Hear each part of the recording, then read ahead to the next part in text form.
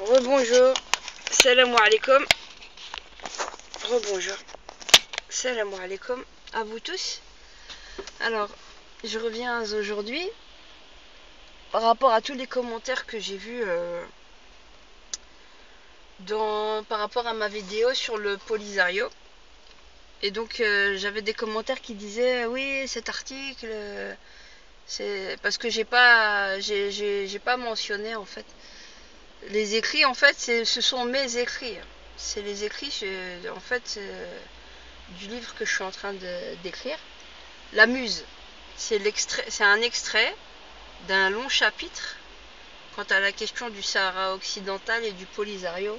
Pour ceux qui croiraient que je lis un article, c'est pas un article, ce sont mes écrits. Et alors on disait oui, et la question kabyle de l'indépendance va dire à ton gouvernement. Alors je tenais à répondre à ces personnes marocaines qui prennent pour prétexte la question kabyle pour venir nous parler en fait de régler la problématique de la question kabyle pour pouvoir demander en fait l'autodétermination et l'indépendance du peuple sahraoui. C'est de l'anachronisme et de la pure bêtise ce que vous nous dites. Le gouvernement actuel algérien, bien sûr qu'il y a des problèmes, oui. Et la question de l'indépendance de la Kabylie est une question récente qui s'est posée par rapport à Farhat Mehani qui a été à la base pour l'autonomie de la Kabylie, mais vu ce qui s'était passé, il est parti dans une autre logique.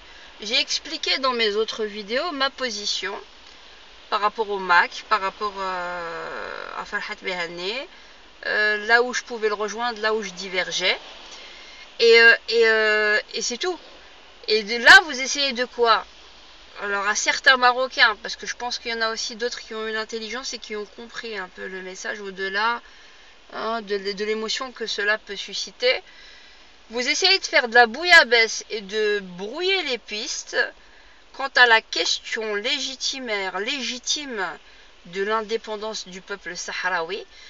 Le Polisario est un endroit qui appartient pas au Maroc. Faut que ce soit clair. Et je vous renvoie à l'histoire. Parce que quand on fait de l'histoire aussi, il ne faut pas faire de l'anachronisme de l'histoire. Vous essayez d'inverser la tendance. Et je vais vous dire comment vous inversez la tendance. Vous cherchez à brouiller les pistes. Je ne vous parle pas d'octobre 1963, lorsque Hassan II a fait le viol du territoire. Allez vous instruire. Et venez pas nous dire n'importe quoi quant à l'histoire de la question du peuple sahraoui et du Polisario. Pourquoi aujourd'hui la tendance, aujourd'hui nous avons un autre discours? Tout simplement, je vais vous dire pourquoi. Tout simplement parce que vous avez trouvé des pseudos intellectuels au Maroc venant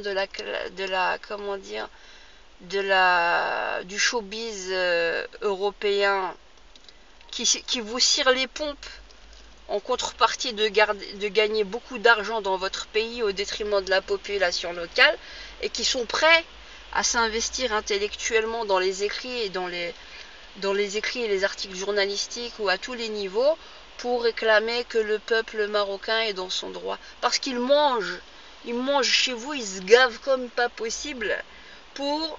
De l'autre côté, c'est donnant-donnant. On va aller avec le Maroc. Mais eux, ils font leur beurre sur votre dos et sur la population locale. Vous les achetez de cette manière. Ou c'est plutôt eux qui vous arnaquent. Parce qu'en réalité, la question sahraoui, ils en ont rien à foutre.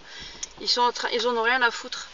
Mais tant qu'ils peuvent faire leur beurre au Maroc sur votre dos, eh ben, ils vont vous brosser dans le sens du poil. Je vais m'arrêter là. D'accord ? Faut pas faire de l'anachronisme de l'histoire, faut remettre les pendules à l'heure. Et que je me fasse détester ou non par des Marocains, franchement c'est le dernier de mes soucis. Malgré que j'ai des amis. Mais quand on est intègre, on reste droit dans ses bottes jusqu'au bout.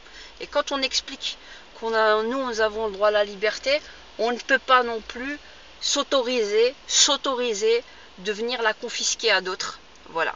Salam alaikum.